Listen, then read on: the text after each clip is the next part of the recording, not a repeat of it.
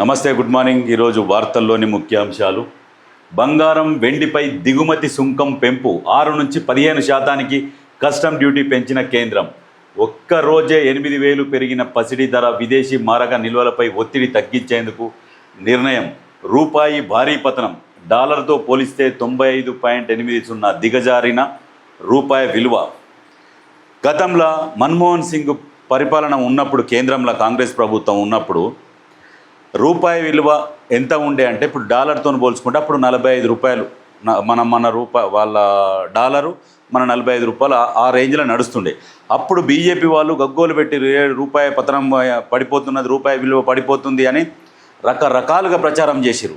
మరి ఇప్పుడు ఎందుకు ఇంత భారీ తేడా వచ్చింది? 95 దగ్గర ఇంకొక రూపాయి అనుకోరాదు, 96 రూపాయలు ఒక డాలర్ విలువ. అంటే మన రూపాయి ఎంత పడిపోయింది అనేది ఆలోచన చేయరు. ఎందుకు పడిపోతుంది అని అంటే పరిపాలన వైఫల్యం, అంతే. అది పరిపాలనలో మనం ఎట్లా పరిపాలిస్తున్నాం, మనం ఏం చేసుకోవాలి. మన దేశంలో అత్యధిక జనాభా ఉన్న దేశం మనది. ఈ దేశంతో మనం ఏదైనా చేయవచ్చు, ఏదైనా సాధించవచ్చు. కానీ పాలించేవాడు కరెక్ట్గా ఉన్నప్పుడు ఇంత జనాభా ఉన్న దేశం ఎట్లనైనా ఏదంటే అది సాధించవచ్చు. కానీ అవన్నీ లేవు. సుంకాలు పెంచాలి, దిగుమతి సుంకాలు పెంపు, తక్కువ వాడండి, మనకు చెప్తున్నారు అంతేగాని అమలు చేసేది లేదు. అంత దిగజారిపోయినాం. దగ్గర డబల్ 45 రూపాయలు ఉండే మన్మోహన్ సింగ్ ఉన్నప్పుడు డాలరు. ఇప్పుడు 95కి పోయింది. డాలర్ పెరుగుతుంటే రూపాయి పడిపోతుంది. మరి ఎట్లా బతకాలి మధ్యతరగతి వాళ్ళు? కింది స్థాయి వాళ్ళు, పేదరికంలో ఉన్నోళ్ళు, దిగువ మధ్యతరగతిలో ఉన్నోళ్ళు ఎట్లా బతకాలి? ఎన్ని వచ్చినా ఏం సరిపోవు.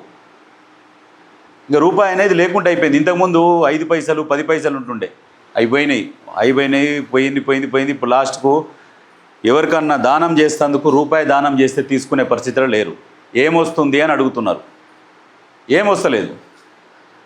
మరి పరిపాలన కరెక్ట్గా ఉంటే ఇటువంటి పరిస్థితి రాదు కదా. చిన్నప్పుడు చదువుకున్నాం, అభివృద్ధి చెందుతున్న దేశాల జాబితాలో భారత్ 1 అని, చైనా కూడా 1. కొన్ని లిస్ట్ ఉండే, కొన్ని దేశాలు శ్రీలంకని, చైనాని, పాకిస్తాన్, బంగ్లాదేశ్ ఇవన్నీ అభివృద్ధి చెందుతున్న జాబితాలో ఉండే. కానీ మరి ఇప్పుడు ప్రజెంట్ చైనా ఏడ ఉంది? అభివృద్ధి చెందిన దేశాలలో చైనా ఉన్నది. ఇంకా ముందుకు పోతూనే ఉన్నది. మనం ఎందుకు ఈయనే ఉన్నాం? పరిపాలన వైఫల్యం, పరిపాలన కరెక్ట్ లేదు. ఇప్పుడు ఏం చెప్తారు? మోడీ వచ్చినాకనే ఇవి వచ్చినాయి, బీజేపీ వచ్చినాకనే ఇది వచ్చింది అని అంటారు. మరి కాంగ్రెస్ పార్టీ ఏం చేయలేదా? ఎన్ని తీసుకొచ్చింది? కట్టిన ఇవన్నీ ఎవరు కట్టిరాయి? డ్యామ్లన్నీ రైతుల గురించి చేసింది ఎవరు? ఇదంతా ఎన్నో చేసుకుంటూ వచ్చింది. ఎన్ని చేసినా కానీ ప్రభుత్వం మీద విమర్శలు చేసుకుంటూ వస్తున్నారు. మరి మీరు సరే అవకాశం మీకు ఇచ్చారు, మరి మీరేం చేస్తున్నారు? ఏం లేవు. షోప్ డబ్బులు ఎక్కువ, చేసేది తక్కువ. విదేశాలలో తిరగాలి, విమానాలలో తిరగాలి, జల్సా ఖర్చులు పెట్టాలి, తిరగాలి, రావాలి. ఇదే ఉన్నది తప్పితే దేశానికి ఉపయోగపడేది ఏం చేస్తున్నది కేంద్రం? ఏదన్నా ఫలానా ఇది చేసింది, దేశ ప్రజల కోసం చేసింది ఏమైనా ఉందా అంటే ఏం కనిపిస్తలేదు అక్కడ. నిరుద్యోగ సమస్య పెరుగుతూనే ఉన్నది. కేంద్ర ప్రభుత్వం పొదుపు మంత్రం. పశ్చిమాసియా సంక్షోభంతో ముందస్తు చర్యలు. ప్రధాని కాన్వాయ్లోని వాహనాల సంఖ్య 50% కుదింపు. 50% ఎప్పుడో కుదింపు చేసుకోవాలి. 1 లీటర్ పెట్రోల్ వస్తే 1 కిలోమీటర్ పోతుంది. అటువంటి బండి వాడతాడు మోడీ సార్ పెన్ను ఉంటుంది, 1,50,000 ఏముంటుంది పెన్ను. మోడీ సార్ వేసుకునే సూట్ ఉంటుంది, కోట్ల రూపాయలు ఉంటుంది, లండన్ నుంచి వస్తుంది. కళ్ళద్దాలు ఉంటాయి, చెప్పలేము అవి, వాటి రేటు చెప్పలేము. బండ్లు కూడా మోడీ సార్ అట్లా మెయింటైన్ చేస్తాడు. ఈ సూట్లు ఒకసారి వేసినాయి, మళ్ళీ వేయడు సారు. మళ్ళీ ఏం చెప్తున్నాడు? మనయే వాడాలి, మన స్వదేశీ వస్తువులనే వాడుకుందామంటాడు. మరి ఖద్దరి వాడవచ్చు కదా, నేతన్నలు తయారు చేసిన బట్టలు వాడవచ్చు కదా. ఏం తక్కువ అవుతున్నది? అద్భుతమైన లుక్ ఉంటుంది మనవి వాడితే. లండన్కి వెళ్ళి తెప్పించుకొని సారు వాడతాడు. కానీ ఆదేశాలు ఇస్తాడు, కానీ సారు మాత్రం పాటించాడు. సారు కూడా పాటిస్తే బాగుంటుంది. మరి ఎంతవరకు చదువుకున్నాడు సార్ అంటే, ఇప్పుడు సార్ ఏమో గొప్ప చదువులు చదివిండు. మరి రాహుల్ గాంధీ కూడా చదివిండో చదవలేదో తెలియదు.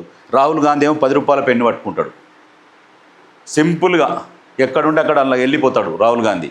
మరి ఈసారి అందరితో కలిసిపోడు. ప్రతిదీ హైఫై ఉండాలి.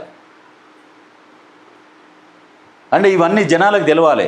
మోడీ సార్ పెన్ ఎంత, మోడీ సార్ కళ్ళద్దాలు ఎంత, మోడీ సార్ వేసుకునే బట్టల జత ఎంత, ఆయన వేసుకునే చెప్పులు ఎటువంటివి వేసుకుంటాడు, ఎక్కడి నుంచి వస్తాయి, ఇవి తెలుసుకుంటే మీరు తెలుసుకోరు. ఆన్లైన్లో గూగుల్లో కానీ కొట్టి ఏంది ఏం వాడుతున్నాడు ఎట్లా వాడుతున్నాడు అనేది తెలుసుకుంటే తెలుస్తుంది. ఏమంటున్నాడు, కుదింపు చేసుకుంటున్నాడు.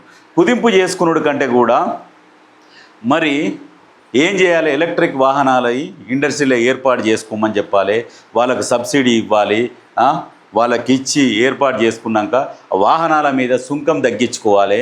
అంటే మీరు విదేశాలకు ఎక్స్పోర్ట్ చేసేటప్పుడు వేసుకోరి, కానీ మన దేశంలో మన వాళ్ళు వాడుకునేటందుకు కూడా అంతగనం ఛార్జీలు వేసి అంతగనం ట్యాక్స్లు వేసి పిండి పిప్పి చేస్తారు.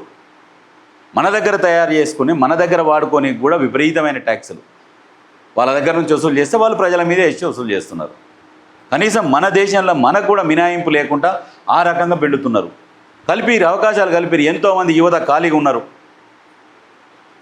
అది లేదు, తక్కువ వాడుర్రి, అది వాడుర్రి, ఇది వాడుర్రి, కానీ నేను మాత్రం వాడను అని చెప్తున్నాడు.